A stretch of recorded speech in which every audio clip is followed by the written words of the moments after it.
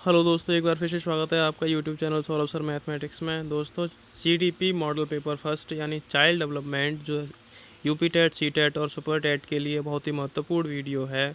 जो अभ्यर्थी UP TET, C TET, super TET के लिए मेहनत कर रहे हैं उनके लिए यह वीडियो बहुत ही महत्वपूर्ण होने वाला है। इसमें 25 ऑब्जेक्टिव क्वेश्चंस को रखा गया है। ये सीडीपी मॉडल पेपर 1 का पार्ट 1 है। इसके बाद में पार्ट 2 आएगा। तो दोस्तों, वीडियो को ध्यान से देखिएगा और वीडियो आपकी मेहनत को सफल कराएगा। आपको यदि वीडियो अच्छा लगे तो लाइक करें और इसी प्रकार की और वीडियोस को पाने के लिए हमारे चैनल को सब्सक्राइब करें और पास में बेल आइकन को अवश्य दबाएं, जिससे कि समय रहते आप हमारी वीडियो को अच्छी तरह से देख सकें और अपनी तैयारी को बेहतर बना सकें। तो दोस्तों, स्टार्ट करते हैं मॉडल पेपर। बढ़ते हैं प्रश्न संख्या 1 की तरफ। बच्चे की बुद्धि लब्धि 90 से 110 के मध्य है, वह है ऑप्शन ए सामान्य बुद्धि, ऑप्शन बी प्रखर बुद्धि, ऑप्शन सी उत्कृष्ट बुद्धि और ऑप्शन डी प्रतिभाशाली बुद्धि। अपना उत्तर चुनें। आपको समय दिया जा रहा है। आपको हमारे कमेंट बॉक्स में अपने प्रश्न के उत्तर को, यदि आपको ए अच्छा लगता है, आपको हिसाब से ए ऑप्शन सही है, तो आपको प्रश्न संख्या 1 उसके डैश लगाएं और उसके बाद में ए, यदि ए सही है तो ए, बी सही है तो बी और सी सही है तो सी और डी सही है तो डी। इस तरह से आप हमें कमेंट कर सकते हैं अपने उत्तर को। और यदि आप इतना नहीं कर सकते तो आप फर्स्ट दबाएं, फर्स्ट प्रश्न के लिए फर्स्ट, और ए तो ए, बी तो बी, सी है तो सी और डी ऑप्शन सही है तो डी। इस तरह से आप हमें ऑप्शंस को कमेंट कर सकते हैं, अपने उत्तर को भेज सकते हैं और अपना लास्ट में पूरा स्कोर ज़रूर बताएं कि 25 में से आप कितने प्रश्नों को कर चुके हैं। तो दोस्तों, इस प्रश्न का सही उत्तर है ऑप्शन ए सामान्य बुद्धि। अगला प्रश्न, बाल मनोविज्ञान के आधार पर कौन सा कथन सर्वोत्तम है? बाल मनोविज्ञान के आधार पर कौन सा कथन सर्वोत्तम है? ऑप्शन ए सारे बच्चे एक जैसे होते हैं, ऑप्शन बी प्रत्येक बच्चा विशिष्ट होता है, ऑप्शन सी कुछ बच्चे विशिष्ट होते हैं, ऑप्शन डी कुछ बच्चे एक जैसे होते हैं। अपना सही उत्तर चुनें और कमेंट करें।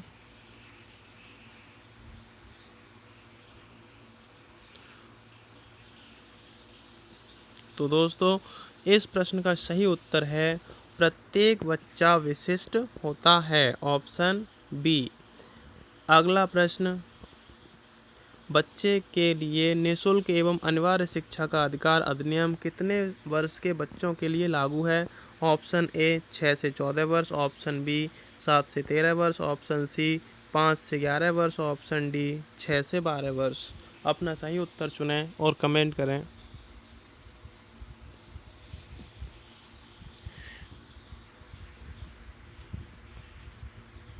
दोस्तों, इस प्रश्न का सही उत्तर है ऑप्शन ए 6 से 14 वर्ष।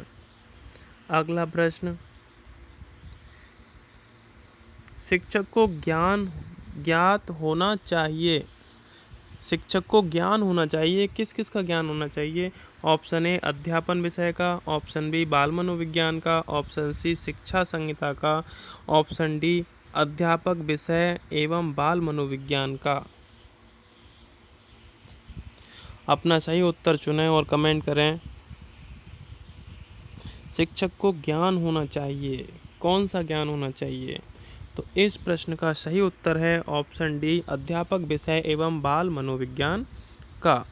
अगला प्रश्न है, एक बच्चे की बुद्धि लब्धि और विकास के अध्ययन की सर्वाधिक अच्छी विधि कौन सी है? ऑप्शन ए मनोविश्लेषण विधि, ऑप्शन बी तुलनात्मक विधि, ऑप्शन सी विकासीय विधि, ऑप्शन डी सांख्यिकीय विधि। अपना सही उत्तर चुनें और कमेंट करें।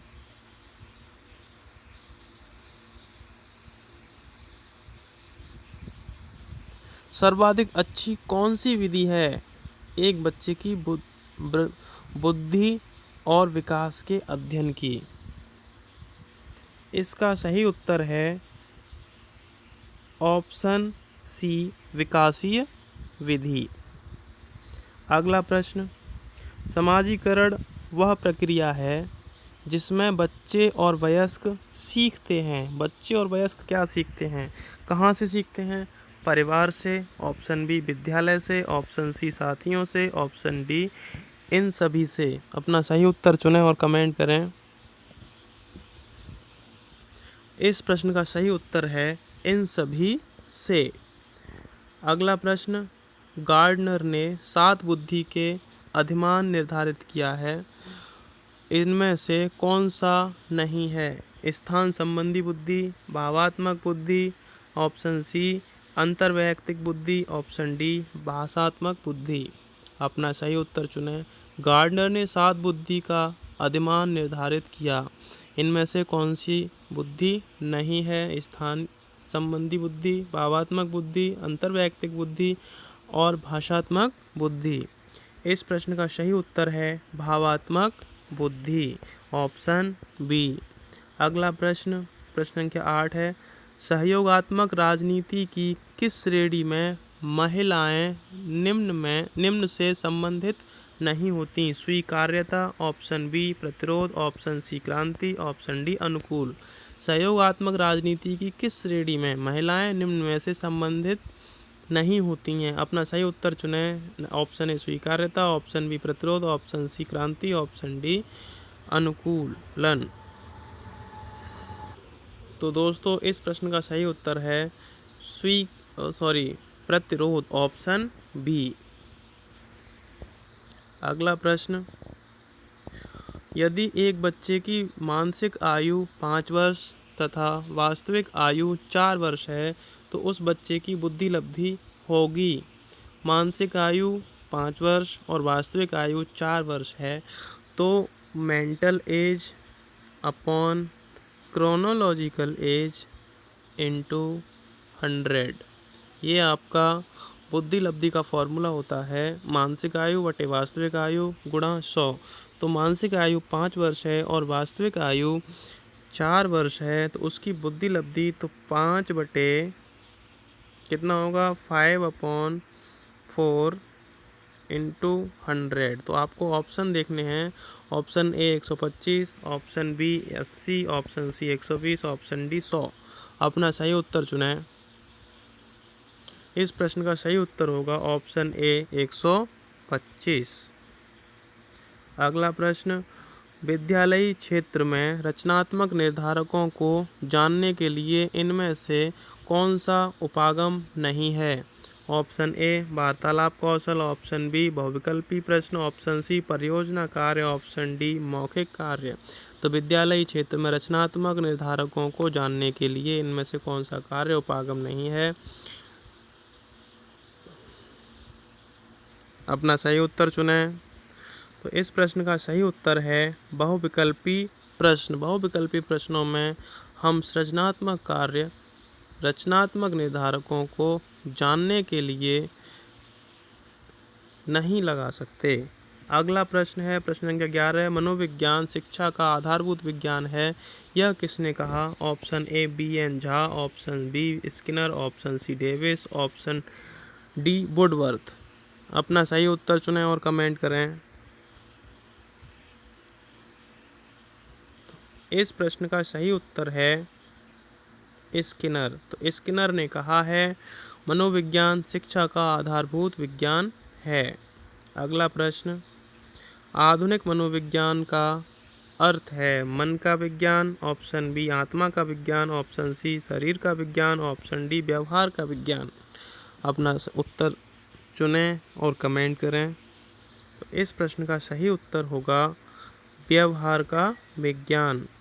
अगला प्रश्न है, हिंदी अक्षरों को बालक किस आयु में पहचानने लगते हैं? ऑप्शन ए 3 वर्ष में, ऑप्शन बी 4 वर्ष में, ऑप्शन सी 5 वर्ष में, ऑप्शन डी 6 वर्ष में। अपना सही उत्तर चुनें और कमेंट करें। तो इस प्रश्न का सही उत्तर है ऑप्शन सी 5 वर्ष में। अगला प्रश्न, बुद्धि लब्धि मापन के जन्मदाता हैं? Option A Stern, option B Binet, option C Terman, option D इनमें से कोई नहीं। बुद्धि लब्धि मापन के जन्मदाता, अपना उत्तर चुनें और कमेंट करें। तो इस प्रश्न का सही उत्तर है ऑप्शन सी टर्मेन। अगला प्रश्न एलेक्सिया, एलेक्सिया, इसको एलेक्सिया होना चाहिए। एलेक्सिया है पढ़ने की अक्षमता, लिखने की अक्षमता, सीखने की अक्षमता और सुनने की अक्षमता। इनमें से किसकी अक्षमता है? अपना सही उत्तर चुनें और कमेंट करें। तो इस प्रश्न का सही उत्तर है पढ़ने की अक्षमता को एलेक्सिया कहते हैं। अगला प्रश्न शिक्षा मनोविज्ञान की उत्पत्ति किस वर्ष कौन सा माना जाता है? तो इस शिक्षा मनोविज्ञान की उत्पत्ति का वर्ष option A 1947, option B 1920, option C 1940, option D 1900। अपना सही उत्तर चुनें और कमेंट करें। तो इस प्रश्न का सही उत्तर है ऑप्शन डी 1900। अगला प्रश्न प्याजे की औपचारिक संक्रियात्मक अवस्था किस आयु तक मानी जाती है? ऑप्शन ए 0 से 2 वर्ष, ऑप्शन बी 2 से 7 वर्ष, ऑप्शन सी 7 से 11 वर्ष, ऑप्शन डी 11 से 15 वर्ष।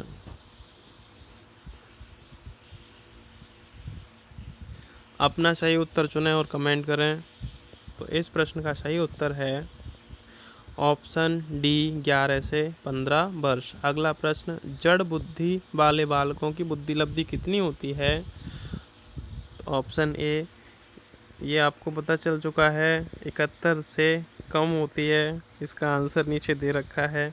अगला प्रश्न है गर्भ में बालक को विकसित होने में कितने दिन लगते हैं? ऑप्शन ए 150 दिन, ऑप्शन बी 280 दिन, ऑप्शन सी 390, ऑप्शन डी 460।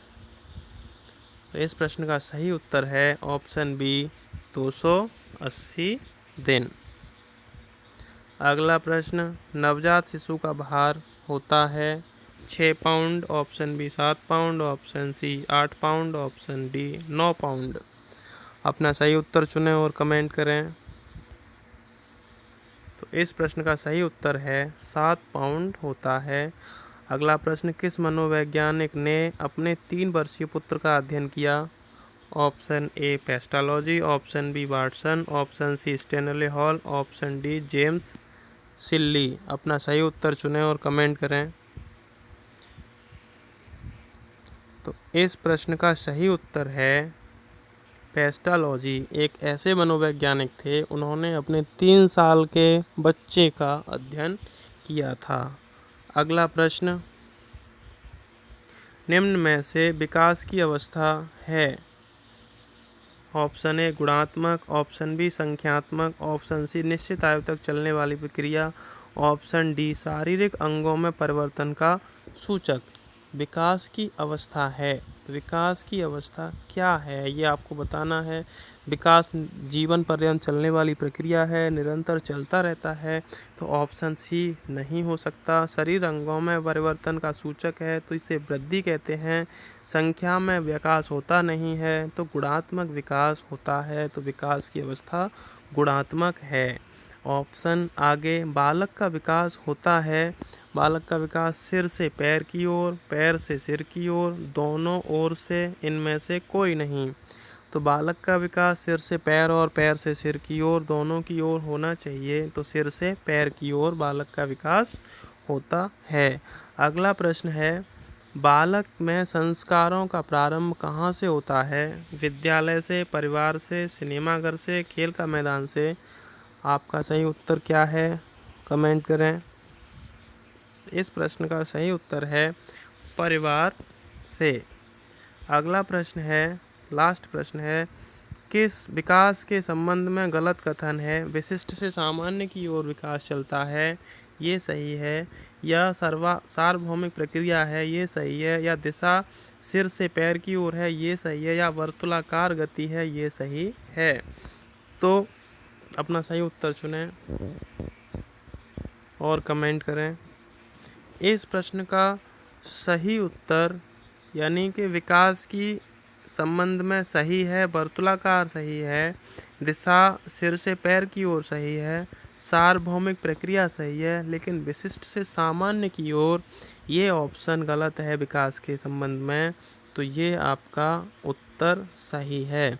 दोस्तों यदि आपको वीडियो अच्छा लगा हो तो लाइक करें और शेयर करें अपने दोस्तों के लिए। और आने वाले वीडियो में मैं आपके लिए CDP पार्ट 2 लेकर आने वाला हूँ मॉडल पेपर 1 का। तो उसके लिए आपको हमारे चैनल को सब्सक्राइब कर लीजिए और पास में आए बेल आइकन को दबा लीजिए, जिससे कि वो पार्ट जैसे ही आए और आप उसको अच्छी तरह से देखकर अपनी तैयारी को बेहतरीन बना सकें। इसका यदि आपको PDF पाना है तो डिस्क्रिप्शन में दिए गए हमारे टेलीग्राम चैनल को ज्वाइन करें। उस पर आपको हमारी सभी वीडियोज़ के PDF मुफ्त में मिल जाएंगे। धन्यवाद दोस्तों।